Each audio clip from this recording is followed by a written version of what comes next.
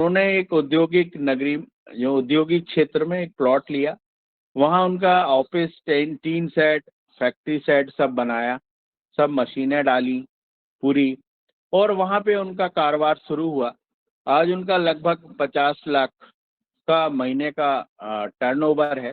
और उन्होंने बताया कि हम लोग पूरी मेहनत कर रहे हैं और इस साल के आखिरी तक इस प्रोजेक्ट को 5 करोड़ तक ले जाना है।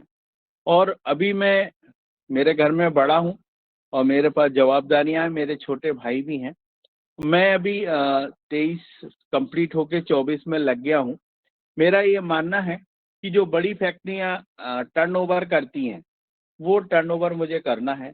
अभी उन्होंने 5-6 गाड़ियां ली हैं जो कि माल सप्लाई करती हैं। कुरकुरे, नमकीन, बहुत सारे तरीके से उन्होंने बाजार में अपनी पैकिंग उतारी है, जिसमें 5 रुपए से स्टार्ट हो गई है मिनिमम पैकिंग, और बड़ी से बड़ी पैकिंग उनके पास है। तो उनका जो जज्बा था काम करने का, और जो है, फिर उन्होंने कहा कि मुझे बाजार से जो मैंने पैसे उठाए हैं वो भी मुझे टाइम से चुकाना है, और अपनी जो बनी हुई क्रेडिट है उसको बहुत संभाल के रखना है, और कोई भी ऐसी चीज ना बन जावे जिससे मेरी फैक्ट्री को कोई नुकसान हो। फिर उन्होंने बताया कि हम लोगों ने अब मेहनत पूरी ईमानदारी से चल रही है। अब इस महीने में हमारी एक बड़ी गाड़ी आ जाएगी जिसमें कि हम लोग बाहर के राज्यों में भी, उन्होंने बताया कि हर माल गुजरात से आता है, लेकिन मुझे एक पार्टी ऐसी मिली है गुजरात की जो मेरा माल खरीदने को तैयार हो गई है। तो हमें बड़ा आश्चर्य पड़ा, इतनी छोटी सी उम्र में इतने सारे अनुभव करके। उन्होंने कहा कि इसमें दूसरी कंपनी के काम करने में बहुत फाउंडेशन होते हैं, इस क्षेत्र में नहीं जा सकते हो, और उसके माल की क्वालिटी में क्या है, वो क्या दे दे, तो हमें हमारी छवि हमें खराब हो जाती है। इसलिए उनका विशेष वो था कि अगर आप कोई फैक्ट्री डाल रहे हैं और तो आप माल बेच रहे हैं तो माल ना बेच के अपनी फैक्ट्री के माल को आप बेचें। इससे आप लोगों को बहुत बेनिफिट होगा। छोटे से आप अपना बिजनेस खड़े करें। एक हॉर्टिकल्चर ने एक बच्चे को खड़ा किया, इसलिए पूरा उद्यान विभाग जो है वो बहुत विशिष्ट उसके काम है, और इस काम के लिए उनको बहुत सारा आशीर्वाद, बहुत सारा कहना चाहिए कि इनाम देने के लायक काम किया उन्होंने। और मनीष जी इसके विशेष जो अपने एक योगाहार परिवार के अपने सदस्य हैं, और उन्होंने इनके साथ बहुत मेहनत करी और इन्हें आज इस मंजिल पे पहुंचा दिया कि वो एक सफल प्रोडक्टर बन गए और आज अपने माल को बेच रहे हैं इतनी सी उम्र में। उनका आगे ये है कि मैं इसको 10 करोड़ से 25 करोड़ तक इसको ले जाऊंगा, इस फैक्ट्री को, और छोटी सी फैक्ट्री मेरी बड़े फैक्ट्री के बराबर काम करेगी। आज वो बच्चा 8 से 10 लोगों को काम दे रहा है और शासन की जोरों से बड़ाई कर रहा है कि मेरे हॉर्टिकल्चर की मदद मेरे पैर खड़े हो गए, और मुझे आज ये एक मोदी जी की जो स्कीम थी उसने इतना मुझे फायदा करा। तो ऐसा मुझे लगा कि प्रशासन का अगर उसकी योजनाओं का सही ढंग से कोई उपयोग कर लेवे तो वो बहुत अच्छा अपनी तरक्की कर सकता है, और अपने 10 से लेके 15 भाइयों को काम भी दे सकता है। उनका कहना है कि आज मेरा जो प्रॉफिट है, आज मेरा 4 लाख रुपए महीना है। मैं मानता हूं कि अभी मेरा 3 लाख रुपए मेरा लेबर पेमेंट हो रहा है, लेकिन आने वाले सालों में, आज मैं 23 की उम्र में 1 लाख रुपए दादू से बोले कि मैं 1 लाख रुपए कमा रहा हूँ। जब आप आने वाले साल में आओगे तो मैं आपको यहीं पे, आप मेरा बिजनेस जो है मैं 5 करोड़ रुपए महीने पे ले जाऊंगा, और उस समय मेरी इनकम कम से कम मिनिमम 10 लाख रुपए होगी। ये उन्होंने दादू के सामने वादा किया और सभी से।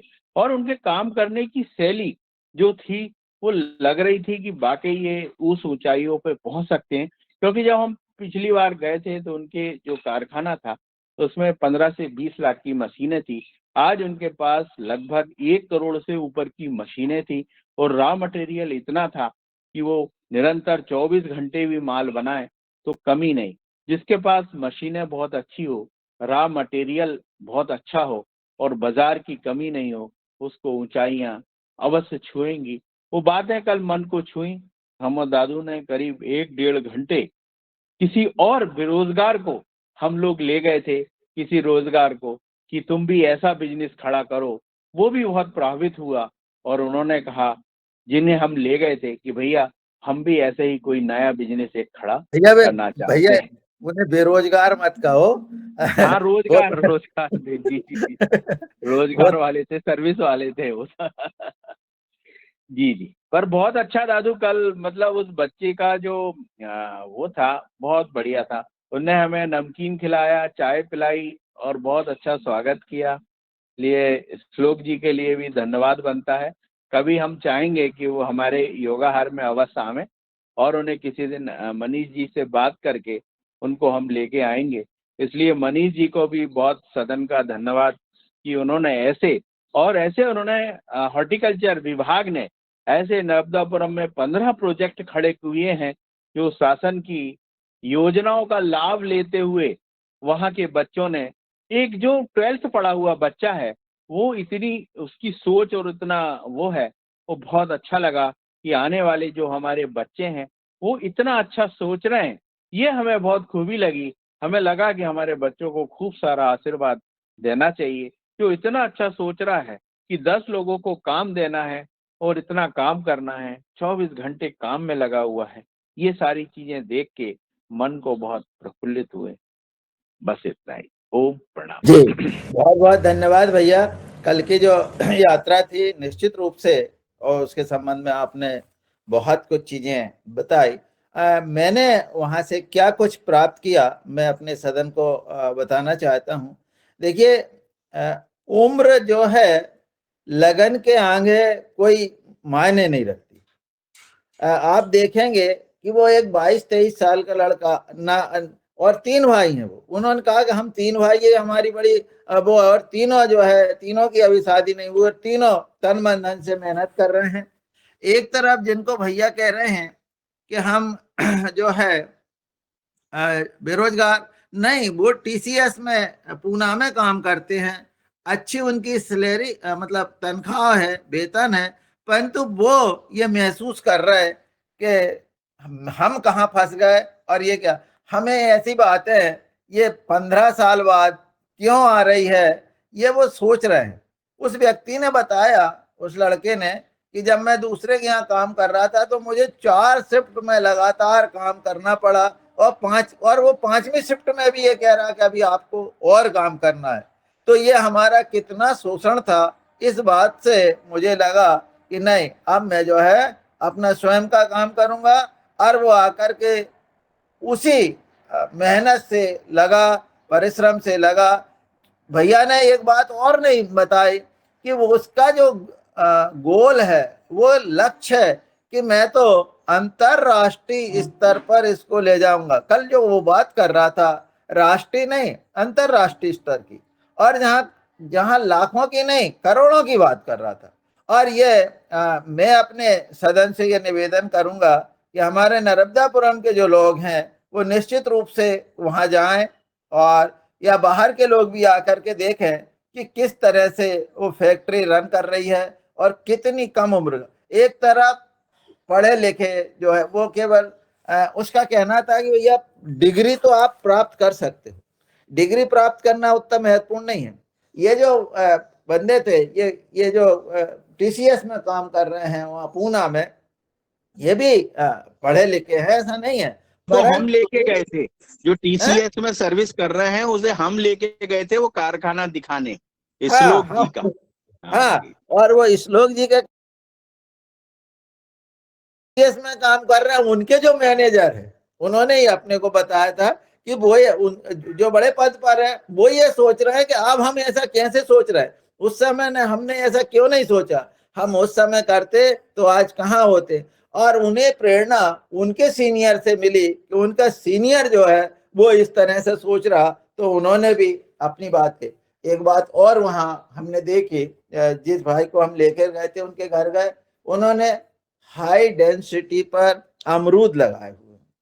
उन अमरूद का वो कह रहे हैं कि ये तो अब मुझे 1 एकड़ में उन्होंने लगाए हैं, और लगभग कितने 1100 पौधे हैं भैया। हाँ, 1110। 1100 पौधे लगाए हुए हैं और उनसे अमरूद निकाल के वो कह रहे हैं कि अब जो मुझे लगातार पैसे दे रहे हैं, अब मुझे इसमें 2 साल मैंने मेहनत कर ली, अब इनका पैसा आना शुरू हो गया। तो इस तरह से बहुत सारी चीजों को हम जब बाहर निकलते हैं तो देख सकते हैं। अब वही बात बिना देखे हम नहीं कर सकते। एक पिछले इससे एक दिन पहले हम पुनः एक यात्रा पे गए, वो भी बहुत जबरदस्त यात्रा है। वो 80 एकड़ का प्लाट आदरणीय हमारे रामकृष्ण जी रघुवंशी जी जो है, हम 4 लोग, मैं, रूप सिंह, सोनी जी और अशोक पटेल जी बनाड़ा वाले, हम लोग गए 80 एकड़ के प्लाट को, जो बिल्कुल सतपुड़ा की वादियों में उससे लगा हुआ है। सतपुड़ा टाइगर रिजर्व फोर्स जो है उद्यान, उसके साइड से ही लगा हुआ बहुत घना जंगल, और वहां पर पानी इतना कि 100 एकड़ का लगभग गवर्नमेंट का तालाब है। यहीं पर इन लोगों ने 5 तालाब बनाए हुए हैं उससे लगे लगाए, और उन तालाब के किनारे पर जहाँ पर्याप्त मात्रा में केला का रोपण किया है, नारियल का रोपण किया है। अब पूरे फील्ड को इस तरह से मतलब सजा रहे हैं। आने वाले समय में 1 साल बाद ही हम, आप लोग जब आएंगे नर्मदापुरम तो बताएं कितनी बढ़िया लोकेशन है वहां पर, और मन प्रसन्न हो जाता है कि क्या बढ़िया जगह है। और हम जब ये यात्राओं में जाते हैं तो निश्चित रूप से हमें प्रेरणा मिलती है, और उस फील्ड को देख करके हमारे आदरणीय अशोक पटेल जी ने कहा कि मैं भी अपने यहाँ इस तरह के प्राकृतिक रूप से अपने पौधों को तो मैं लगाऊंगा ही लगाऊंगा, और अपने यहाँ पर भी 10 एकड़ में इस तरह के काम करेंगे। तो 2 चीज हमको लगी कि एक तरफ वहां पर भी वहां से भी जो है कि केवल ये नहीं है कि केवल पैसे खर्च कर दिए, वहां से भी आय निश्चित रूप से बढ़ेगी। और दूसरे तरफ हम देखते हैं वो जो कारखाने में गए वो कहने लगे पैसे तो कोई भी लगा सकता है, और पैसे लगा करके लोग कारखाने बंद भी कर रहे हैं। उसी तरह के कारखाने लोगों ने शुरू किए, पैसे भी लगा दिए, परंतु कारखाने बंद हो गए। उन्होंने बहुत अच्छी अच्छी बातें हम लोगों को बताई, और निश्चित रूप से उससे हमें प्रेरणा मिलती है। और जिस तरह से हमारे आदरणीय पवन कुमार जी कहते हैं कि भाई क्या हो रहा है, कैसा हो रहा, हम क्या कर रहे हैं, इसकी हमें समीक्षा भी थोड़ी थोड़ी सी करते रहना चाहिए। तो इसके 1 दिन पहले, 2 दिन पहले ही हमने अपने ग्रुप में, आदरणीय पूरा ग्रुप नर्मदापुरम का, एक मीटिंग की, और उस मीटिंग में हम लोगों ने ये तय किया कि हम आगे 1 एकड़, 5 एकड़, 10 एकड़ के प्लाट में किस तरह से एक मॉडल विकसित करें जिससे कि आमदनी ज्यादा हो, जो आज हम प्राप्त कर रहे हैं उससे ज्यादा प्राप्त कर सके। उस विषय में आदरणीय गणेश गौर जी, आदरणीय हमारे राकेश गौर जी, आदरणीय हमारे आज के मुख्य अतिथि तुलाराम पटेल जी, शरद वर्मा जी, मैं और अशोक पटेल और मनीष जी, अर्पण गौर, इस तरह से कुछ लोग वहां पर उस मीटिंग में थे। हमारे आदरणीय प्रांत प्रभारी यादव जी भी उस मीटिंग में थे। सबने अपने अपने विचार व्यक्त किए हैं। उन विचारों को पुनः आज शाम को हमारी वही मीटिंग, आज का दिन हमने तय किया था गुरुवार है, तो वो मीटिंग हम पुनः करेंगे, और निश्चित रूप से कुछ ऐसी चीजें निकालेंगे जो अनुभव से हमको आ रही है कि हम आगे क्या कर सकते हैं। और अलग अलग विशेषज्ञता की जो बात है, उस दिन ये तय हुआ कि हम लोग अलग अलग कुछ चीजें करें। और जैसे हमारे आदरणीय रूप सिंह जी है, उनके पत्ता गोभी का टेस्ट बहुत अच्छा है और वो पत्ता गोभी उगाने में मास्टर हो गए हैं। तो निश्चित रूप से उनकी जो गुणवत्ता है, उस गुणवत्ता पर भी हम ध्यान उसको आगे बढ़ाने का प्रयास करेंगे और उस चीज को आगे बढ़ाएंगे। हमारे आदरणीय राकेश गौर जी जो हैं, वो अलग मतलब अलग अलग तरह से 10 एक साथ में 8 से 10 प्रकार की सब्जियां उगाते हैं। अभी वो कम उगा रहे हैं क्योंकि उनके बिक्री का वो कम हो रही है, क्योंकि एक ही दिन जैविक बाजार लग रहा है। तो निश्चित रूप से अलग अलग जगह पर भी हम नर्मदापुरम में भी ये प्रयास करेंगे कि उन सब्जियों को हम लोगों तक, उपभोक्ता तक पहुंचा सके। इस तरह का निश्चित रूप से कुछ प्रयास किया जाएगा। और हम लोग जो काम कर रहे हैं उस काम को आगे बढ़ाएंगे। अभी उसी दिन ये मन में विचार आया, हमारे गणेश गौर जी ने उनके आसपास लगभग 15 से 20 एकड़ में आम के बगीचे लगे हुए हैं और जो आप फलने लगे हैं और पिछले 2 साल से वो अपना उत्पादन दे रहे हैं। क्योंकि उत्पादन की वही बात है कि उत्पादन तो हो गया, मार्केट में सीधे सीधे दे रहे हैं, तो उसका कोई ज्यादा जो हमें लाभ मिलना चाहिए वो नहीं मिल रहा। तो क्यों ना हम, जिस तरह से इस बालक ने एक छोटी यूनिट से काम शुरू किया और वो कहाँ पहुंच रहा है, इसी तरह के कोई जूस बनाने के उस तरह का यदि करें तो वो 15-20 एकड़ के जो बगीचे हैं उनसे एक छोटी मशीन से उस तरह के जूस बना करके भी आगे बढ़ा जा सकता है। इस तरह से निश्चित रूप से कुछ ना कुछ हम लोगों का जो विचार चल रहा है। अब मैं सदन से निवेदन कर रहा हूं कि हम लोगों ने जो कुछ देखा है, सुना है, समझा है, आदरणीय शरद जी ने, मैंने और भी जो हमने बात की है, उस पर आपके सुझाव हो तो कृपया हैंड रेस करें या आपका जो भी विचार हो उसको आप बताएं। तो आदरणीय हैंड रेस हैं पवन सर के, तो मैं सर्वप्रथम आदरणीय पवन सर को सादर आमंत्रित करता हूं कि वो आए और हम लोगों को मार्गदर्शन दें। आदरणीय पवन जी जो नमस्कार मेहरा जी। आज की बहुत सुंदर आपकी और शरद जी की यात्राओं का अनुभव और उससे निकले हुए जो प्रेरणा आपको मिल रही है, क्योंकि जो बालक ने कम उम्र में बहुत कुछ आगे करने का संकल्प लिया था और उसको पूरा भी कर रहा है और आगे भी बढ़ने की तैयारी कर रहा है, तो उसके इतिहास के, उसके वर्तमान और उसके भविष्य की एक झलक आपने दिखाने का प्रयास किया है। मुझे विश्वास है कि इस आपकी बातें और अनुभव के आधार पर हमारे सदस्यों को भी बहुत कुछ प्रेरणा मिल रही होगी। मैं भी इस चीज से मुझे प्रेरणा मिलती है कि जब ऐसे अनुभव मिलते हैं तो हमें भी मन में ये चीज, हमारी योगाहार की जो एक एक फाउंडेशन रही है कि एक रहा है कि जिससे हमने कहा था कि ये सीखने सिखाने की कोई उम्र नहीं होती है। तो आज हम एक छोटे बालक से बहुत कुछ सीखने का प्रयास कर रहे हैं और इस तरह के जितने भी प्रोजेक्ट्स हमारे नर्मदापुरम में लगे हुए हैं, मनीष सोनी जी के, ऐसे उनके उनकी यात्राओं का चित्रण और उनके अनुभवों का आदान प्रदान इस मंच पर होगा आने वाले समय पर, जिसमें मनीष जी भी रहेंगे तो बहुत अच्छा रहेगा, क्योंकि उससे वाकई यह पता लगेगा कि हम कि उनकी यात्रा कैसे रही, उन उद्यमियों की यात्रा कैसी रही और वो आगे कैसे बढ़ना चाह रहे हैं। तो निश्चित रूप से ये बहुत अच्छा है।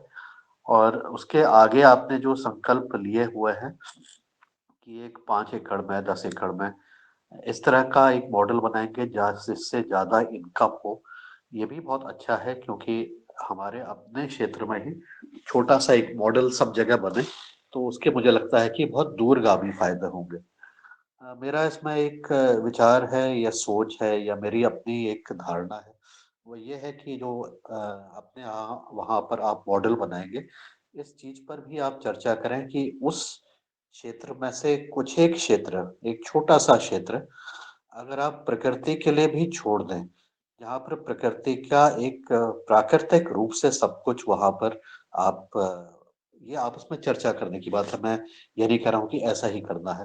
तो जो चीज़ प्रकृति के ऊपर रखते हुए, प्रकृति को संरक्षण देते हुए, उसके जीव-जंतुओं को संरक्षण देते हुए, ये चीज़ का भी ध्यान रखते हुए कि कुछ जीव हमारे फसल को भी नुकसान कर सकते हैं, लेकिन उस चीज़ को भी ध्यान में रखते हैं, संज्ञान लेते हुए एक प्रकृति युक्त मॉडल भी इसमें एक छोटा-सा आधे एकड़ का भी हो सकता है, वो 1/4 एकड़ का भी हो सकता है, लेकिन वहाँ पर प्रकृति को पनपने दें, उसमें सब तरह की जो भी चीज़ होती है प्राकृतिक रूप से उगने दें और उसमें किसी भी प्रकार का इंटरफेरेंस नहीं करें। इस सोच के साथ ये तो एक वृहद सोच है, लेकिन उसमें इसके अंदर बहुत कुछ चीज़ें हो सकती हैं, जिसमें कि हम थोड़ा-सा स्थान अ, अन्य जीवों के लिए भी संरक्षित कर लें, केवल पैसे पर ही सब कुछ केंद्रित नहीं करें। ऐसा मेरा एक छोटा-सा निवेदन है। अगर इस चीज़ में आगे बातचीत होती है और इसमें और भी अनुभवों को आप संज्ञान लेते हैं, तो मुझे लगता है कि शायद इससे सबका फ़ायदा होगा। तो एक तो ये सुझाव है।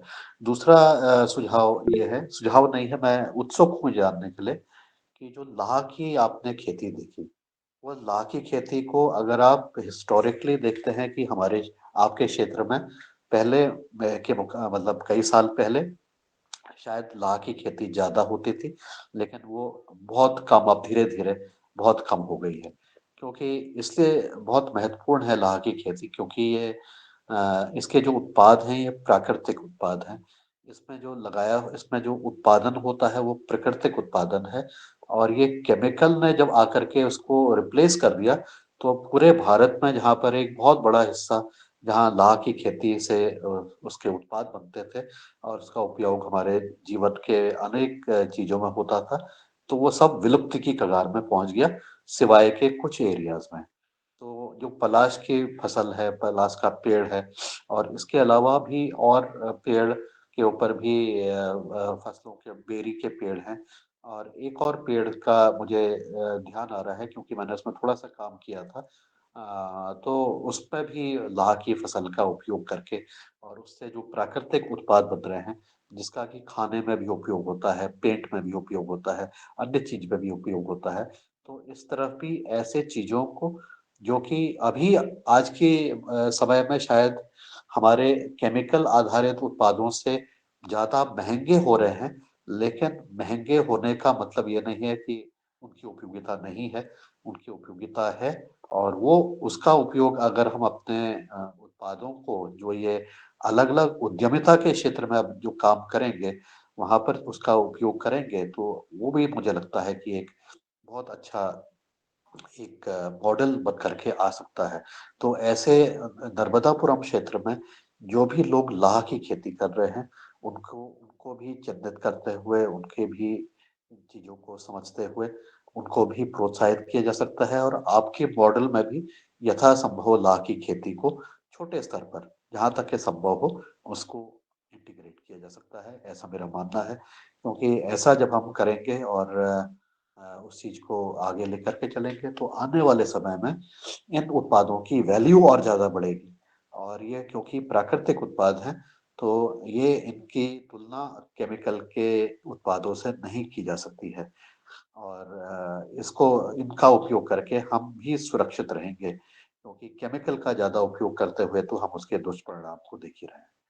तो लाह की खेती में क्या हो रहा है और उसके बारे में अगर कुछ आप हमें जानकारी देंगे, मुझे जानकारी देंगे तो मुझे भी अच्छा लगेगा कि ये एक ऐसा उत्पाद है जिसकी बहुत भूमिका है, बहुत महत्वपूर्ण है। जी, नमस्कार।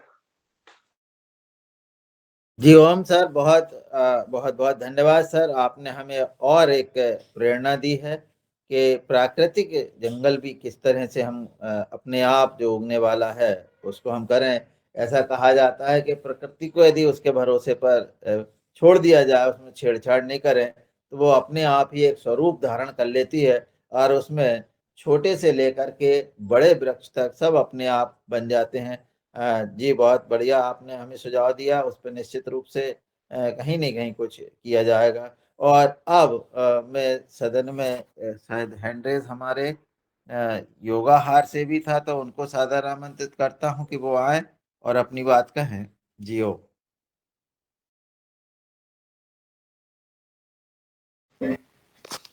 सम्मानीय सदन को सादर नमन।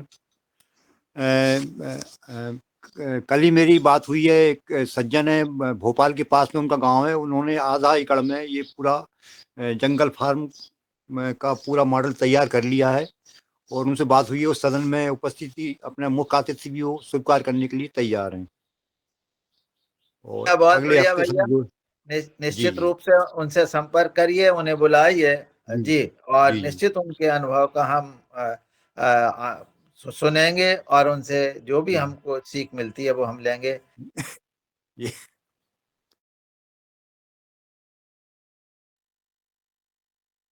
आदरणीय बहुत अच्छा। मुनीलाल यादव जी। सदन को प्रणाम। और आज योग आचार्य आदरणीय रमेश चंद्र मेहरा जी और आदरणीय विनायक भ्राता जी को हमने देखा, उनके साथ योग किया, और इसके बाद जो द्वितीय सत्र जो चल रहा है, जो कल की यात्रा आदरणीय मेहरा जी ने, आदरणीय शरद भैया ने सुनाई, और मनीष सोनी जी के जो दिनों दिन प्रगति के पथ देखने को मिल रहे हैं। मैं सदन में हमारे सभी भाई बहन उपस्थित हैं और हम एक दूसरे को परिवार के सदस्य मानते हैं, इसलिए हम आज इस नतीजे तक पहुंचे हैं। और वो नतीजा ये है कि आपको, अगर हमने गाय सेवा की, अगर हमने गाय का गोबर डाला, तो आपके जीवन में, आपके व्यापार में, आपकी नौकरी में, आपके किसी भी क्षेत्र में अगर आप प्रगति करना चाहते तो प्रगति मिलेगी। आज इसके गवाह आदरणीय रमेश चंद्र मेहरा जी हैं कि जब मनीष सोनी जी ने 2 एकड़ जमीन खरीद करके, क्योंकि उनके पास जमीन नहीं थी, तो उन्होंने खरीद करके जमीन लेकर के और उस पर गायों का पालन पोषण किया। पालन पोषण करने के बाद अकेले व्यक्ति थे, परिवार के मासूम बच्चों को लेकर के गांव शहर की जगह वो जंगल में रहे, खेत पे रहे, और वो मासूम बच्चों को वहीं रखा। इनके पूरे परिवार ने गाय सेवा की। आज परिवर्तन देखने को मिल रहा है, मनीष निरंतर प्रगति कर रहे हैं और इनके द्वारा अन्य लोगों को भी व्यापार रोजगार मिल रहा है। कई व्यक्तियों को उसका रोजगार मिल रहा है। जैसे अभी आपने एक इकाई की बात की है, औद्योगिक इकाई की बात की है, ऐसी कई इकाइयां। अभी मैं बड़ौदा रैयत गया था आदरणीय शरद वर्मा जी के माध्यम से, वहां रूपेश यादव जी की जब वो धर्म पत्नी चक्की चला रही थी तो वो बहुत प्रसन्न थी। इसमें मेहरा जी ने भी देखा। ऐसे कई अगरबत्ती लगाने का काम, या अन्य गांव में जब कोई छोटे छोटे रोजगार व्यक्तियों को मिल जाते हैं, हमारे किसान भाइयों को मिल जाते हैं, तो उनका परिवार रोजगार से जुड़ जाता है। उनकी आय, एक जो निरंतर आय की आवश्यकता होती है, वो उसकी पूर्ति होती रहती है। तो जो अभी 2-3 दिन पहले हमने नर्री गांव की जो स्थिति बताई थी कि मक्का को 1200 रुपये किलो, 12 रुपये किलो खरीदा जा रहा है। वो कारण ये है कि किसानों को कोई आवश्यकता होती है, किसी के परिवार में बीमारी हो गई, या कोई शादी ब्याह, या जो भी, या गलत आज मतलब खान पान भी हो सकता है, तो इसके लिए उन्होंने जो पैसे ले लिए, जो यहाँ के जो तत्व होते हैं, सामाजिक तत्व होते हैं, वो पैसे दे देते हैं और फिर उनकी जब उपज होती है तो उसको लेते हैं। तो ये, इससे अगर हमारी दैनिक आय, हमारे परिवार के पालन पोषण के लिए एक मासिक आय का एक जरिया कोई हो जाए, तो किसान को, किसी भी परिवार को ऐसी आवश्यकता नहीं पड़ेगी कि कर्ज लेने की आवश्यकता पड़े, जमीन बेचने की आवश्यकता पड़े, या कोई खुद या ऐसे धंधे वालों से बच सकते हैं। तो ये छोटा सा उद्योग आदरणीय मेहरा जी को जो हम देख रहे हैं, ये मेहरा जी ने अपनी सेवा शिक्षा विभाग में दे करके, और आज योगाहार के माध्यम से जगह जगह समाज को कहाँ क्या हो रहा है, कहाँ ले जाना चाहिए, चाहे कोई भी क्षेत्र हो, किसी भी प्रकार का, वहां ले जा करके उन लोगों का भला करने का काम करने का प्रयास कर रहे हैं और वो प्रसन्न हैं, वो स्वस्थ हैं। इनकी पूरी टीम के साथ भी मैंने बैठक की है। इनके जितने भी साथी जो रिटायर्ड हुए हैं, इनकी एक ग्रुप है, उसके साथ एक दिन इनकी बैठक थी तो मैं पहुंच गया। इन्होंने बताया हमारे सारे साथी है, तो कोई के जेब में इस गोली डली है, कोई के जेब में ये डला है, कोई परेशान है, अरे भैया हमें तो इतनी और मेहरा जी जो है चमक धमक के जो है साथ जो है खूब दौड़ रहे हैं। ये होती है विचार, ये होता है सोच। तो हमें अपनी सोच और विचारधारा जैसी हम रखेंगे तैसे ही हमारा जो है शरीर होगा, हमारे व्यवहार होंगे और हम आगे बढ़ेंगे। हमने सोच लिया है कि ये भगवान है पत्थर को, और पत्थर को भगवान मान करके उनसे हमने विनती की, तो निश्चित है कि हमारी पूर्ति वहां से होती है और पूरी मनोकामना होती है, क्योंकि हमने उनको भगवान माना। इसी प्रकार से हमने माना है कि हमें यह काम करना है, ये काम अच्छा है, ये बुरा है, हम क्या करना चाहिए, हमारी विचारधारा क्या है, हमारी जो मानसिकता है उसको हमें अवश्य बदलना चाहिए। अगर हमने मानसिकता बदल ली तो हम सारे कामों में सफल होंगे। अब कोई कहता है कि मुझे अपने बच्चों से मतलब है, मुझे समाज से क्या लेना देना। अब अगर जिसने ऐसा सोच लिया सिर्फ, तो वो अपने परिवार तक ही सीमित रह जाएगा। और जिसने ये सोचा कि सारा समाज, गांव, जिला, देश के लिए हम क्या कर सकते हैं, वो भी व्यक्ति सुखी हैं और समृद्ध बन रहे हैं, खुशहाल हैं, क्योंकि जैसा हम कहेंगे वैसे ही वापस हमें मिलेगा। तो इसलिए मैं मेहरा जी को बहुत बहुत धन्यवाद देता हूँ, आदरणीय शरद भैया को, आदरणीय पवन कुमार जी से भी हमने अभी हरिद्वार जब जाना हुआ 3 दिन उनके साथ सानिध्य में बैठे। चूंकि उन्होंने ज़्यादा बातें करने के लिए मना किया है कि किसी की ज़्यादा वाही नहीं करना है। उन्होंने कहा मुझे बिल्कुल नहीं सुनना है, तो कि हमारे बारे में कोई ज़्यादा वाही की बातें करे, या तो मैंने कहा नहीं सर, कोई वाही की बातें तो नहीं करेंगे, परंतु उन्होंने जो कहा है कि हम सब एक परिवार के सदस्य हैं, हम सब बराबर हैं, ना कोई चीफ बड़ा पद पर है, ना कोई बड़ा है। हर कार्यक्रम, एक जो स्वैच्छिक कार्यक्रम चल रहा है उसमें हम सब एक है, कोई पद नहीं, कोई कुछ नहीं, कोई अहम नहीं, कोई वहम नहीं। और साधारण जहां अपन रहेंगे, जहां बैठेंगे, अपन गांव, उन्होंने तो यह विचार जताया है कि जो नर्मदापुरम की यात्रा रही है उसमें जो है पहले बाहर, जैसे उनका जन्मदिन जो मनाया था, सारे लोग आए, उन्होंने बड़े जो जोश के साथ सभी ने यात्राएं वगैरह निकाली, उस यात्रा से निश्चित लाभ मिला। परंतु उन्होंने कहा कि अब की बार हम आएंगे बिल्कुल साधारण रूप में, जहां आप रहेंगे वहीं हम रहेंगे, और किसी गांव में किसान के घर में रहेंगे, हम रात वहीं बिताएंगे, वहीं उनके साथ गांव वालों के साथ बैठेंगे। इस प्रकार के जो भाव होते हैं वो साधारण व्यक्ति नहीं मतलब भाव जो जिनके आ रहे हैं, वो भाव, इससे और प्रेरणा मिलती है। जब गांव में कोई व्यक्ति जाता है, किसान के पास बैठता है, तो किसान के पास बैठेंगे, उस गांव के लोग भी आएंगे, गांव के लोग आएंगे तो निश्चित विकास की चर्चा होगी। वहां से कोई अगर जैसे किसी योजना का लाभ से वंचित है तो उससे संबंधित व्यक्ति विभाग को भी अपन अवगत कराएंगे। वहां पर कोई उद्योग धंधा लगाना चाहता है तो जैसे मनीष जी जैसे अन्य युवा जो है उसको मार्गदर्शन देंगे।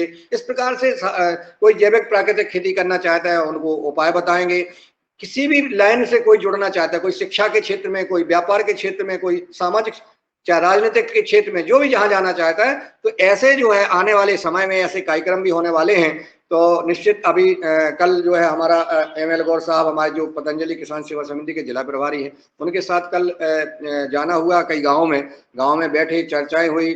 सारी चर्चाएं जब बैठते हैं तो होती हैं तो अच्छा लगता है। यहाँ नर्मदापुरम में 500 किसानों को अपन प्रयास कर रहे हैं कि इनका आय बढ़े, इनको जो है इनकी जो फसल विविधीकरण है, क्योंकि गेहूं हम बोते रहते हैं तो हमारी धरती माता को एक ही भी फसल बोने से धरती माता कमजोर होती है, उनकी पोषक तत्व में कमी आती है। और जब हम फसल बदल के बोते हैं तो इस उद्देश्य को लेकर के ये फसल विविधीकरण जो योजना है, इसके अंतर्गत हम निरंतर इस कार्यक्रम में लगे हुए हैं कि किसानों को लाभ मिले, उनकी आय बढ़े, लागत कम हो, मेहनत कम हो। तो इस विषय पर भी हम लगे हुए हैं। और सारे हमारे जो मार्गदर्शन में आदरणीय पवन कुमार जी के, आप सबके सहयोग में नर्मदापुरम के सभी किसान भाई एक दूसरे का सहयोग करते हुए, और जो योगहार परिवार है जो पूरे देश भर से हमारे भाई बहन जुड़े होते हैं विभिन्न राज्यों से, उनके सब आपस में एक दूसरे के अनुभव शेयर करते हुए हम सब आगे बढ़े, ऐसी उम्मीद है और विश्वास है। जैसा कि आज अभी सिंगारिया जी कह रहे थे कि हम कहाँ क्या कर सकते हैं, एक दूसरे से हम जब अपने अनुभव शेयर करेंगे तो हमें और दिशा मिलेगी और हम आगे बढ़ेंगे, हमारा परिवार स्वस्थ रहेगा, समृद्ध बनेगा। इस भाव और कामना के साथ मैं सदन को पुनः प्रणाम करता हूं, नमन और वंदन करता हूं, और हम निरंतर आगे चर्चा करते रहें। इस योगहार कार्यक्रम में जुड़ने से निश्चित लाभ मिलता है। लोग कहते हैं कि 8 बजे तक तो हम कहीं कोई कुछ कर ही नहीं सकते हैं। तो एक कार्यक्रम में जुड़े रहें और अन्य लोगों को जोड़ने का भी काम करें ताकि उनका भी विकास हो। ये भी एक पुरुषार्थ का कार्य है। मैं अपनी वाणी को यहीं विराम देता हूँ। धन्यवाद। जय हिंद, जय भारत। ओम। बहुत अच्छा सर, आपने जो है और अच्छी बात बताई। और निश्चित रूप से जब भविष्य में पवन सर का आना होगा तो जिस तरह से रूपरेखा बनी है उस तरह से निश्चित गांव में भी विश्राम किया जा सकता है, रहते हैं, लोगों से मिलेंगे, जुड़ेंगे। मैं आदरणीय पुनः सब अपने योगाहार के जो सदस्य उनसे निवेदन कर रहा हूँ कि हैंड रेस करेंगे तो मुझे बुलाने में, आप लोगों के सुझाव सुनने में और हम उससे नई प्रेरणा मिल सकती है। तो कोई भी व्यक्ति हैंड रेस कर सकते हैं जी।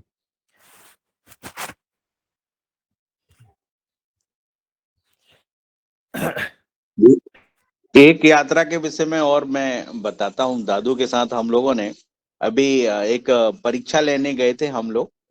तो बहुत सारे स्कूलों में हम लोग जब संस्कृति ज्ञान परीक्षा होती है गायत्री की, वो लेने गए थे।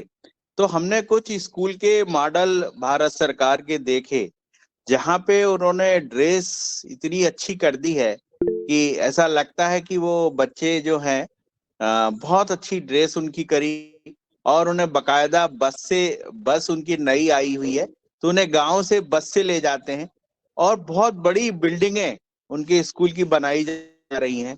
तो इससे लगा कि जो हमारा स्कूल का स्तर है वो भी काफी कुछ सरकार चेंज कर रही है, और स्कूलों में बच्चों में एक नया जोश देखा कि जो सरकारी स्कूलों में पढ़ने में पहले नहीं था वो अब इतना तेज आ रहा है। ये परिवर्तन भी दादू थोड़ा सा बताएंगे तो बहुत अच्छा रहेगा जी।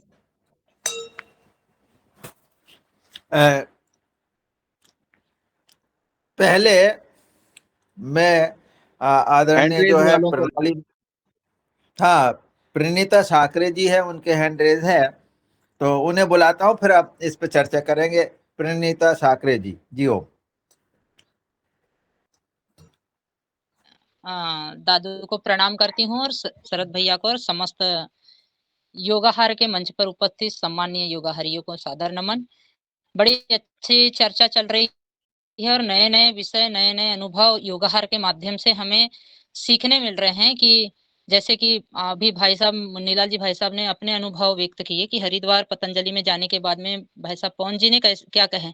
बहुत पूर्व में परम पूज्य स्वामी जी महाराज जी ने बालाघाट जब उनका 2000 मुझे लगता है कि 10-11 में जब उनका आगमन हुआ था तो स्वामी जी ने पूरे जनता के सामने यही कहा था कि मंच, माइक और माला से हमें दूर रहना चाहिए। व्यक्ति जब मंच, माइक, माला से दूर रहता है, प्रशंसा से दूर रहता है तो निश्चित रूप से अपने कार्य की गति को बढ़ाता है और निस्वार्थ भाव से, समर्पण भाव से अपने लक्ष्य की ओर बढ़ता है। ये हमारी सफलता की पूंजी है। और शरद भैया ने जैसे कहा कि गायत्री परिवार की तरफ से भारतीय संस्कृति ज्ञान परीक्षा होती है, तो हमारे यहाँ चंदना से 250 बच्चों ने दिए और ये उपलब्धि रही कि एक विद्यालय से तो 70 बच्चे उस परीक्षा में बैठे।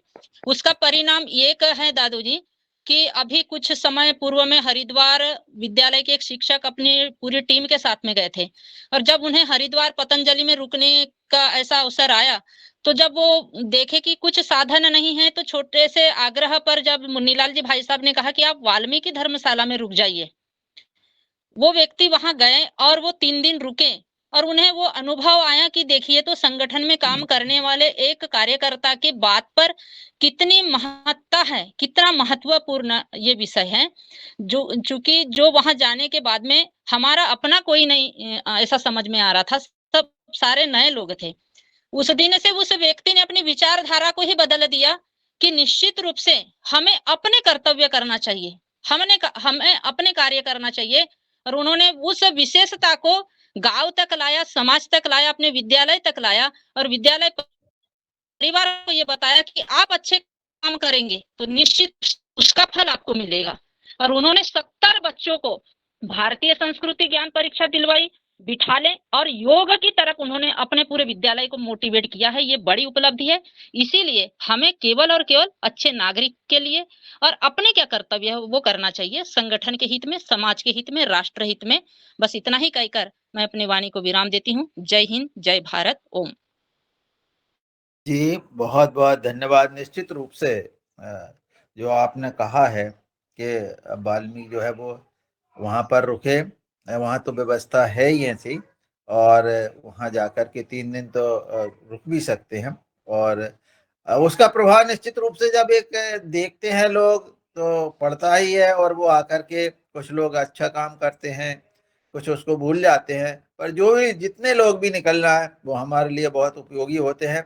तो उनके लिए, उन सर के लिए धन्यवाद। और निश्चित रूप से ये जो भारतीय संस्कृति ज्ञान परीक्षा हो रही है, इसके माध्यम से निश्चित रूप से कुछ चीजें तो परिवर्तित हो ही रही है। और विद्यार्थियों, चूंकि वो उन पुस्तकों को पढ़ते हैं, तो जीवनी भी है, प्रश्न भी है, और पूरा उनके सोच में थोड़ा परिवर्तन आता है। जैसे कि कल हम लोग बात कर रहे थे इंग्लिश मीडियम स्कूल, वहाँ पर ये सब चीजें नहीं है। मैं पुनः अपने विषय पर आता हूँ कि मॉडल के संबंध में किसी भाई को अपने विचार व्यक्त करना है तो वो हैंड रेज करें, तो मैं उन्हें सादर आमंत्रित कर रहा हूँ। अन्यथा मैं देखता हूँ कुछ किनको मैं। दादू, आप अपनी यात्रा के विषय में बताएं ना, हाँ, जो आपने संस्कृति विज्ञान यात्रा। आदरणीय पवन सर का है, फिर मैं फिर से बता देंगे, वो बताता हूँ मैं, है ना जी। हाँ जी, मैं बस ये जानना चाह रहा था, जो लाहा वाला जो यात्रा रही है उसका आपने क्या देखा, क्या अनुभव किया, उसके बारे में जरा बताएंगे तो मुझे जी कौन सर, से? मैं बताता हूँ सर उसके, हाँ ये लाख के विषय में। जी जी। हाँ सर, हम लोगों ने लगभग 8 दिन पहले केवी के बनखेड़ी में ब्रजेश सर जी से संपर्क किया था कि पिछली बार जब आप हमारे योगाहर में जबलपुर से मुख्य अतिथि बने थे, तो आपको हमने बताया कि साहब हमें भी लाख का एक हम खेत है जहाँ पे लगभग 50 पेड़ पलाश के बहुत अच्छे लगे हुए हैं और उनकी काफी मोटाइयां हैं। तो हमने उनसे कहा था कि हमें भी लाख के जो परजीवी हैं वो हमें आप दीजिएगा। तो फिर उन्होंने हमें संपर्क करवाया बालाघाट से। फिर हम लोगों ने बालाघाट संपर्क करके वहां से बीज बुलवाया और वो बीज ट्रेन के माध्यम से हमारे पास आया। हम लोगों ने बीज लेकर आए और फिर उन्होंने कहा कि इसको आप बोरे से ढक के रख दीजिएगा। तो हमने रात में जब उसको बोरे से ढक के रखा तो सुबह उसमें छोटे छोटे से, जैसे चींटी से भी छोटा, एक छोटे छोटे मतलब घुन के आकार की चींटियां छोटी छोटी चलती हुई नजर आई। तो उन्होंने कहा यही है जो लाख का निर्माण करता है। उस पहले परजीवी को देखकर हमें बहुत मतलब अंदर एक महसूस हुआ कि ये देखो आप, ये आदमी के लिए अपनी चीज को निर्माण करता है। और उसको लाख का जब हमने देखा है तो वो काफी सारे थे, उसको कैरेट में रखा और फिर हम लोग लेकर जहाँ पलाश हमारे खेत में लगे हुए हैं हम वहां लेकर उनको गए। तो फिर मैंने दादू को भी फोन किया कि दादू आप भी आए और ये चीजें समझें। ये अपने योगाहार में जब पिछली बार अपन लोगों ने किया था कि लाख के विषय में भी कुछ अपने को करना है। फिर हम लोगों का पूरा जो केबीके की टीम आई हुई थी, वो भी 3-4 साइंटिस्ट थे और हम लोगों के किसानों की टीम भी गाड़ी से हम लोग सब पहुंचे और वहां खेतों में कैसे स्थापित करते हैं, उनके छोटे छोटे जो टुकड़े हैं जिनमें वो उनके बच्चे, लाख के बच्चे हैं, उनको हम लोगों ने एक तार के माध्यम से वो पेड़ के ऊपर बांधा और वो पेड़ में बांधने के बाद उन्हें देखा कि जहाँ बहुत अच्छी छाया है और उन्हें भोजन में कोई कमी नहीं होगी, ऐसे अच्छे पौधे चुन के और उनके जो आसपास परजीवी बेलें वगैरह उगी हुई है उनको हटा दी और उनमें उनको हमने स्थापित किया। उन्होंने एक एक पेड़ में उनको स्थापित करवाया और हमें हमें उनको निरंतर निगरानी करने को कहा है कि आप इनमें निरंतर निगरानी करते रहें। और बहुत अच्छे पौधे देखकर वो बहुत खुश हुए। हमारे यहाँ पलाश के पौधे इतने मोटे हो गए कि हाथ में अगर अपन पकड़ें तो वो हाथ में नहीं आ पाएंगे और बहुत अच्छे हैं। उन्होंने कहा कि अगर इनकी थोड़ी थोड़ी आप कटिंग कर देंगे और नए जो कोपल आएंगे तो वो और भी अच्छा होगा। तो आगे हम इस चीज का थोड़ा सा और भी ध्यान रखेंगे। उन्होंने कहा कि अप्रैल माह में ये फसल बहुत अच्छी आएगी और अगर आप इसको छोड़ देते हो तो ये अपने जुलाई के महीने में फिर अपने बच्चे भी देगी। तो हमें लगा कि यहाँ पलाश काफी ज्यादा हैं तो हम ही कुछ लाख निकालेंगे भी और फिर कुछ छोड़ भी देंगे, ऐसा हमारा विचार है। और बीच बीच में ब्रजेश सर जी का मार्गदर्शन हम लेते रहेंगे। जी, तो धन्यवाद। बहुत और अच्छा। उन्होंने बताया सर कि जो उत्पादन है प्रति पेड़ जो है आपको 300 से 400 रुपए किलो आपका उत्पादन बिकेगा। और ये तकरीबन आपका उन्होंने कहा है कि 8 किलो तो आपका आना ही चाहिए, इससे ज्यादा भी आएगा। धीरे धीरे आपका उत्पादन बढ़ेगा। आप जैसे जैसे इन चीजों को सीखेंगे बढ़ाने का, तो वो बहुत अच्छा हमें लगा। और इसी बीच में हमारे एक मैडम भी आई हुई थी, उन्होंने बताया कि हमारे यहाँ मशरूम का बहुत बड़ा एक यूनिट डल गया है, जहाँ पे किसानों की मशरूम की ट्रेनिंग भी होगी। तो उसके विषय में भी हम लोगों ने उनसे चर्चा करी कि कैसे बटन मशरूम करते हैं। उन्होंने कहा कि हम सबसे पहले अगर किसी को सिखाएंगे तो नर्मदापुरम में योगाहार के जो हमारे सदस्य हैं उनको हम सबसे पहले ये बटर मशरूम करना सिखाएंगे। जी ओम प्रणाम। बहुत बहुत धन्यवाद भैया। आपने जो कल हम लोगों की यात्रा थी और जो ब्रजेश सर ने हमें बताया वो आपने बताया। आदरणीय पवन सर का यदि इसमें कोई प्रश्न हो तो वो पूछ सकते हैं। जी नहीं, मेरा कोई प्रश्न नहीं है। बहुत सुंदर ये लाहा वाला जो कार्य है, बहुत अच्छा कार्य है। थोड़ा मेहनत लगती है, लेकिन मुझे लगता है कि ये भी जरूरी है, क्योंकि ये जो उत्पाद है ये बहुमूल्य उत्पाद है। और इसका उपयोग जब इंडस्ट्री में होता है और उसके जो उसका जो प्रोसेसिंग होगा, जब ये उत्पाद बन जाएगा, किलो जितने भी किलो बनेगा, कुंटल बनेगा, तो उसका उत्पाद कैसे उपयोग में आता है, कहाँ पर उपयोग में आता है, मार्केट की उसकी कैसी व्यवस्था है, और क्या इसके उत्पादों को बनाने के लिए क्या स्थानीय स्तर पर ही कुछ कार्य हो सकता है। इस विषय पर भी आप डॉक्टर ब्रजेश से बातचीत कर लीजिएगा। और जो इसके अच्छे अनुभव हैं मध्य प्रदेश के, छत्तीसगढ़ के, झारखंड के, उनको भी संकलित करके उनको भी समझने का प्रयास करिएगा। जी, बहुत बहुत जी धन्यवाद। जी जी सर, लगे हैं प्रयास में। प्रायोगिक रूप पे जो भी नया आ रहा है उसको हम लोग प्रयास कर रहे हैं, सीखने की कोशिश कर रहे हैं और निश्चित रूप से हम आगे बढ़ेंगे। तो आदरणीय शरद भैया ने जो मेरे से निवेदन किया, 2 हैंड है, अभी हैंड रेज है, प्रणाली मराठी जी का था और गणपत लाल जी का है शायद। तो मैं 2 मिनट अपनी बात कह करके के फिर मैं आप लोगों को सादर आमंत्रित करता हूँ। तो क्या हुआ कि हम लोग जो भारतीय संस्कृति ज्ञान परीक्षा के संबंध में भिन्न भिन्न स्कूलों में गए। वहाँ जो परीक्षा हो रही थी, शिक्षकों का बड़ा उत्साह था, सहयोग मिला और सब लोगों ने इस तरह से लगभग जो हमारा केसला विकास खंड है उसके 5-6 स्कूलों का हमने भ्रमण किया और भ्रमण करके 300 लगभग केसला विकास खंड के 300 छात्र उस परीक्षा में बैठे हैं। और जब हम स्कूल में गए तो जब थोड़ा सा समय मिल गया बच्चों से चर्चा करने का, तो वहाँ पर हम लोगों ने योग के संबंध में बात बताई, हमारे योगाहार के संबंध में बात बताई, न केवल बताई बल्कि हमने तो उनसे योग करवाया भी।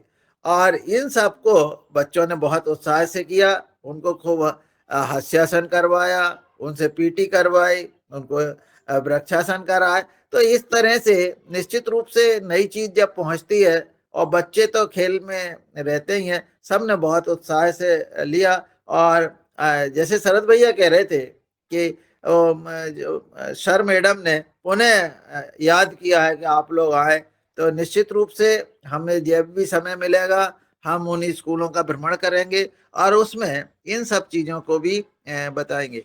आज ही मैं आपको एक और अच्छी प्रसन्नता की बात बता रहा हूँ कि कल मुझे जब मैं लौट के आया तो उद्यान विभाग से ही एक फोन आया कि आज मुझे जेल में जाकर के जो हमारे ट्राइकोडर्मा है या जो भी चीज़ हम बना रहे हैं इसका प्रैक्टिकल और जो बनाया उसके नमूने प्रस्तुत करना है। तो ये निश्चित रूप से जो हमारे जो अधिकारी वर्ग है कृषि विभाग में लोग जो है और किस तरह से हम उन कि वो हमारा सहयोग कर रहे हैं, हम उनका सहयोग कर रहे हैं। तो आज जेल के, कल मैं आपको अपनी जेल यात्रा भी आप लोगों को सुनाऊंगा कि जेल में जाकर के हमने क्या किया है। तो इस तरह से और क्या चीजें हमने बताई है, तो ये सब चल रहा। अब मैं आदरणीय गणपत लाल जी को सादर आमंत्रित करता हूं कि वो आए और अपनी बात कहें। आदरणीय जी। ओम जी ओम प्रणाम। योगाहारी जहाँ जाए वहाँ सब पे भारी है, क्योंकि ज्ञान का खंडा भंडार सब पे योगाहारी पे बहुत ऊंचे लेवल का भरा हुआ है। तो क्यों नहीं जाएंगे, सब तरफ जाएंगे, जब जहाँ भी जाएंगे छाप अपनी छोड़ेंगे, ये तो निश्चित है।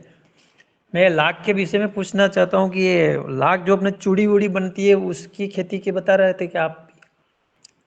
हाँ जी, हाँ जी, हाँ बिल्कुल। तो ये क्या है, पलाश की खेती पे ही, पलाश के पेड़ पे ही इसकी खेती होती है कि उस अलग से कैसे होती है?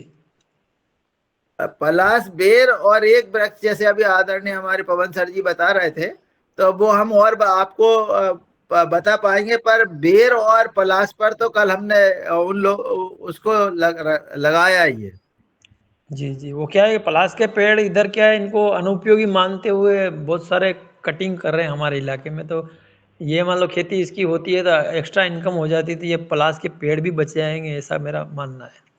बिल्कुल बिल्कुल, ये इसीलिए ये पलाश के पेड़ को बचाने के लिए ही ये जो है इसको शुरू की जा सकती है। जी हाँ, जी हो। जी जी जी, बस यही पूछ रहा हूँ। इसके लिए क्या ये, क्या मतलब इसका, ये आप बता रहे थे वो ट्रे में क्या लाना पड़ेगा ये? अपन पुनः जो है एक बार उनके जो विशेषज्ञ हैं उनको आपको बुलवा लेंगे, है ना। जी जी वो सारी जी चीजें अपने समझा देंगे। वो जबलपुर से आते हैं और हम केवीके के लोग उसको अपन इसमें अपने योगाहार के उसमें मुख्य अतिथि बना लेंगे। जी जी। तो जी सारी समस्याओं का निदान हो जाएगा। मैं प्रणाली मराठी जी को सादर आमंत्रित करता हूँ कि वे आए और अपनी बात कहें। ओम। सदन को सादर वंदन प्रणाम। आज का सब मार्गदर्शन सुन के बहुत आनंद मिला। आपने तो चौकार चटकार लगा दिए हैं। मुझे एक उत्कंठा थी कि आप भारतीय विद्यापीठ में गए तो वहाँ का जो काम है, वहाँ क्या-क्या चल रहा है, इसके बारे में आपको फ़ोन करके पूछूँगी। मेरी तो अब 2-3 बरस सर्विस रह गई है, लेकिन जो अच्छा होता है, वो हमारे स्कूल में क्यों ना हो जाए, ऐसा मुझे लगता है। इस उत्कंठा से मैं आपके साथ बात करूँगी दादू जी। जी ओम, ओम, जी ओम, जी प्रणाम। ओम। जी जी।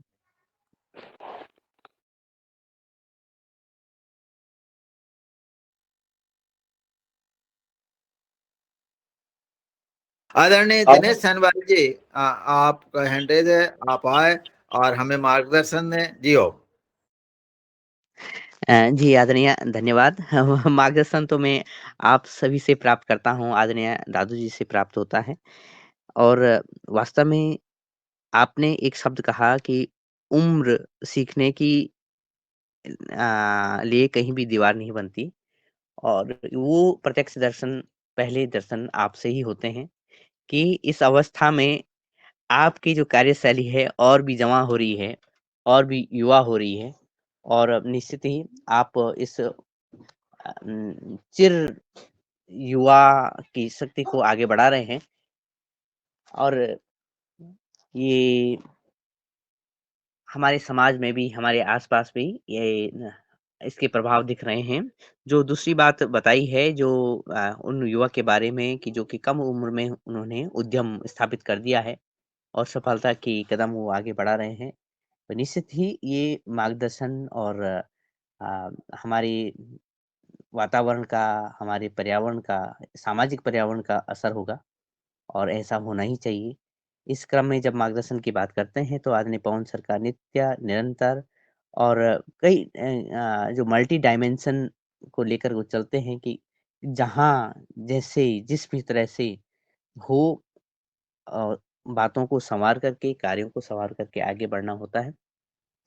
और जब भारतीय संस्कृति ज्ञान परीक्षा की बात को आगे बढ़ाया जा रहा है, तो मेरे कुछ अनुभव रहे हैं। मैंने देखा है कि क्योंकि भारतीय संस्कृति ज्ञान परीक्षा की तैयारी के लिए कुछ न कुछ तो पढ़ना पड़ता है, समझना पड़ता है बच्चों को। और खासकर छोटी क्लास के बच्चों को जब ये तैयारी करनी पड़ती है तो उनकी मनोदशा जो है और उनका जो सीखने का भाव खूब बदलता है। एक उदाहरण मेरे सामने आया कि पंतनगर विश्वविद्यालय में एक इंजीनियरिंग के छात्र कंचन कांडपाल जी के साथ मेरा खूब रहना हुआ, उनके साथ मेरा घूमना भी हुआ। तो वो अ, अभी आईपीएस हैं। उन्होंने बताया कि जब से भारतीय जो संस्कृति ज्ञान परीक्षा है अपनी, उसकी तैयारी वो बचपन में कर रहे थे, तो उनके दादाजी ने कहा कि अब तुमने इसको स्टार्ट कर दिया है, प्रारंभ कर दिया है, अब इसको इस ज्ञान को अर्जित करते रहो, चाहे तुम पढ़ाई कुछ भी करो। और उनके दादाजी ने फिर उन्हें एक सूत्र दिया कि तुम जो अपनी जो आध्यात्मिक और जो भारतीय दर्शन की किताबें हैं, चाहे किसी भी पढ़ाई को करते हुए उसको नित्य निरंतर आगे बढ़ाते रहो। हम दक्षिण भारत की यात्रा पे थे, तो ये कांडपाल जो मुझसे काफ़ी जूनियर थे, तो उन्होंने बताया कि वो एक तो हर सुबह स्नान करके टीका लगाया करते थे। तो हम दोनों लोग ऐसे थे कि जो टीका धारण करते थे मस्तक पे। इन्होंने बताया कि हर दिन कुछ न कुछ मुझे चौपाई पढ़नी होती है और उस चौपाई पढ़ते थे और अगर लगता था कि किसी को सुनाया जाए तो सुनाते थे।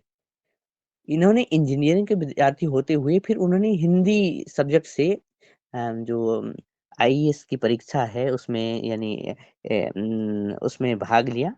इंडियन एडमिनिस्ट्रेटिव सर्विस के लिए तैयारी करी और अच्छे रैंक के साथ वो आगे आए। फिर वो बाद में जब विद्यार्थियों को बता रहे थे तो उन्होंने विद्यार्थियों से भी बताया कि इनका बहुत बड़ा प्रभाव होता है और जब हम तैयारी करते हैं तो हमें एक्स्ट्रा तैयारी नहीं करनी पड़ती है। अपनी संस्कृति, अपने जो साहित्य है, अपना जो विज्ञान है, भारतीय परंपरा है, उसमें कोई अलग से तैयारी नहीं करनी पड़ती है और अंदर से एक संबल हमें प्राप्त होता है, अंदर से एक शक्ति प्राप्त होती है। तो ये भारतीय ज्ञान जो हमारी जो संस्कृति की जो परीक्षा के लिए आप तैयारी करा रहे हैं, तो निश्चित ही जो नए नौनिहाल हैं, नए विद्यार्थी हैं, उनके लिए बहुत बड़ा मार्गदर्शन आपके माध्यम से तब मिल रहा है, जब आपने अपना अध्यापन का जो जो दायरा था, उससे भी आप आगे बढ़ गए हैं और इससे हमें बहुत सारा सहयोग मिलेगा हमारे समाज को और मैं यही कहना चाह रहा था। जी, धन्यवाद, प्रणाम, ओम।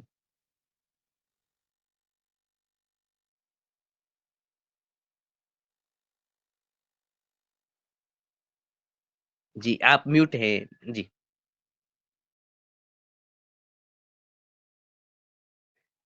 आदरणीय आप का माइक म्यूट हो गया है। योगा जी हर से सर कोई हैंड रेस है ना? जी आदरणीय मैंने इसलिए हैंड रेज किया है कि आदरणीय मंगला बहन जी आज योगार कार्यक्रम में जुड़ी हुई हैं। उनका मैसेज चैट बॉक्स में डला है, तो बहन जी का स्वागत वंदन और अभिनंदन करता हूं। उन्होंने पूछा योगार कार्यक्रम के बारे में, तो जो अन्य और सदस्य हमारे योगार कार्यक्रम में आज जुड़े हुए हैं और जुड़ रहे हैं, उनको मैं 2 मिनट योगार कार्यक्रम के बारे में बताना चाहता हूं कि यह योगाहार कार्यक्रम स्वैच्छिक कार्यक्रम चल रहा है। इस योगाहार कार्यक्रम में हर व्यक्ति जुड़ सकता है। जैसे आज मंगला बहन जी इस कार्यक्रम में जुड़े हैं, अन्य और सदस्य भी इस कार्यक्रम में नए जुड़े हैं, वो उन्हीं का कार्यक्रम है, आपका ही कार्यक्रम है। आप योग अगर करती हैं, आप क्लास लेती हैं, आप योग करा सकती हैं, आप कर सकती हैं। आप अन्य आपके जो परिचित देश भर में कहीं भी किसी भी जिले में, गांव में अगर कोई योग शिक्षक है जो योग कराता हो या कर सकता हो, तो उसको आप आमंत्रित कर सकते हैं, तो वो उनसे हम योग कराएंगे। और आप जिस विषय में काम कर रही हैं, या कोई किसान है, कोई वैज्ञानिक है, कोई डॉक्टर है, कोई शिक्षक है, या किसी भी क्षेत्र में कोई व्यक्ति अपने विचार इस कार्यक्रम में देना चाहता है, तो उसको भी आप बता सकते हैं। यह योगा कार्यक्रम का जो ग्रुप है उसमें हम आपको फीड का जोड़ देंगे। आप अपना नंबर चैट बॉक्स में डालने का कष्ट करें, या जहां से आपको आज लिंक प्राप्त हुई है उनसे संवाद कर लें, तो आपको इस योगा कार्यक्रम में जोड़ देंगे। हमारे अमोल सिन्हा जी भी दिख रहे हैं, और कुछ नए सदस्य जो जुड़ते हैं उनका हम स्वागत करते हैं। और हमेशा यह कार्यक्रम आप अपना ही समझें, यह कार्यक्रम कोई विशेष कोई किसी व्यक्ति का नहीं है, ये स्वच्छ रूप से लगातार चल रहा है। 4 साल होने वाले हैं इस कार्यक्रम को। हम लोग आपस में एक परिवार के रूप में रहते हैं। तो बस यही मुझे बताना था। बाकी अगला हैंड रिच है डॉक्टर किशोर दुबे जी का, तो उनको आमंत्रित करते हैं, वो आए अपनी विचार रखें। जी ओम, बहुत मैं आदरणीय दुबे जी को ही सादर आमंत्रित करता हूं कि वे आए और अपना विचार प्रकट करें, मार्गदर्शन दें। जी ओम। हाँ, धन्यवाद मेहरा जी। चर्चा बहुत अच्छी चल रही और बात मॉडल की हो रही है, तो सबके विचार मैं सुन रहा था अलग अलग पहलू पे। तो जो भी मॉडल आप खड़ा करोगे, जहां भी करोगे, 2 एकड़ में, 4 एकड़ में, 10 एकड़ में, उसमें एक हमने 2 बिंदु मैं बोलना चाहता हूँ। एक तो रहे कि होम ऑर्गेनिक गार्डन 10 बाय 10 का या 10 बाय 20 का, जैसी भी जगह है, यानी हर घर में गार्डन, ऑर्गेनिक गार्डन खड़ा हो, इस तरह का एक मॉडल खड़ा होना चाहिए। ये होम ऑर्गेनिक गार्डन में सब्जियां और मेडिसिनल प्लांट्स, हालांकि अगर 2 बन सकते हैं तो होम ऑर्गेनिक मेडिसिनल प्लांट का गार्डन अलग बन सकता है, होम ऑर्गेनिक वेजिटेबल गार्डन अलग बन सकता है, और छोटी जगह है तो कंबाइन भी बन सकता है। तो यह एक मॉडल खड़ा होना चाहिए ताकि लोग ऑर्गेनिक की तरफ जाएंगे। और घर में कौन सी जो हम हर बार बोलते हैं कि भाई उसमें एलोवेरा होना चाहिए, तुलसी होना चाहिए, बेल होना चाहिए, जो भी कम से कम जगह में घर में औषधियां लगाई जा सकती है, सब्जियां लगाई जा सकती है, उसके बारे में वो एक मॉडल की तरह पे वो गार्डन हो, ऑर्गेनिक हो। और उसमें जो मल्टी टायर सिस्टम बोलते हैं कि जमीन पर क्या लगेगा, हैंगिंग प्लांट्स क्या लगेंगी, उसके चौरा जो कंपाउंड रहेगा उसमें क्या लगेगा, उसका बराबर प्लानिंग करके अगर किया तो एक निश्चित रूप से एक मॉडल बन सकता है। और वो जो छोटी सी जगह में एक 10 बाय 20 की भी अगर जगह ले तो उसमें करीबन 25-30 प्रकार की सब्जियां और औषधियां हम जरूर लगा सकते हैं। हैंगिंग बास्केट्स लगा के कर सकते हैं। क्या है, कई लोगों को ये पता ही नहीं होता कि हम अपने घर में भी छोटी जगह पे या फ्लैट में भी छोटी जगह में हम इस तरह की कुछ चीजें कर सकते करके। तो उस तरह का एक मॉडल वहां पे बनाया जाए जहां पे भी आप मॉडल बनाना चाहते हो। एक ये सुझाव था। दूसरा एक सुझाव कि हम हमेशा लोकल की बात करते हैं, लेकिन लोकल का मॉडल भी, जैसा कि अभी ये रेनी सीजन है और रेनी सीजन में जगह जगह पे हर जिले में भी हमारे जिले की क्या वेजिटेबल्स है, क्या यानी रान सब्जी जो उसको जंगल की सब्जियां क्या है। तो कई लोगों को, ये नई पीढ़ी को, आमतौर पर नई पीढ़ी को तो पता ही नहीं है कि ये इतने प्रकार की सब्जियां खाई जा सकती है। उनको तो पालक, मेथी, धनिया, उसके आगे तो ग्रीन वेजिटेबल पता ही नहीं है। तो जो ग्रीन वेजिटेबल्स जो है अपनी लोकल की बहुत सारी बनती है, और वो इसमें यानी रेनी सीजन में तो बनती है, लेकिन उसके मल्टीप्लिकेशन के क्या तरीके हैं आसानी से किया जा सकता है, यह नहीं है, यह पता नहीं है नई पीढ़ी को। तो ऐसी जो अलग अलग प्रकार की, जो जिसको हम जंगली सब्जियां बोलेंगे, तो जंगली सब्जियां हम हमेशा बोलते हैं कि भाई लोगों के पास में न्यूट्रिशन बढ़ना चाहिए, अच्छा बढ़ना चाहिए। तो निश्चित रूप से ये जो जंगली वेजिटेबल्स है, वो वेजिटेबल्स की अलग अलग जितनी भी वेराइटीज हम अपने अपने यहाँ पे लगा सकते हैं। तो उसका भी मॉडल अगर खड़ा होता है तो निश्चित रूप से वह भी एक एक्सटेंशन का भी काम होगा, ऑर्गेनिक का भी काम होगा, और लोगों को न्यूट्रिशन पहुंचाने का भी काम होता। यह 2 सुझाव है। सुझाव तो कई दिए जा सकते हैं, लेकिन ये 2 बेसिक सुझाव के ऑर्गेनिक का home organic model, home organic garden, और ये लोकल वेजिटेशन, ये 2 अगर हम किए और इस संदर्भ में एक्सटेंशन किया जाए तो निश्चित रूप से घर घर तक वहां पे ये मॉडल दिखाने के लिए फिर हम स्कूल कॉलेज के बच्चे बच्चियां जो भी है, या उनके वीडियोग्राफी करके वो हम स्कूल कॉलेज में भी दिखा सकते हैं, और निश्चित रूप से एक एक्सटेंशन का अच्छा काम हो सकता है। यही मेरी मंशा है। धन्यवाद।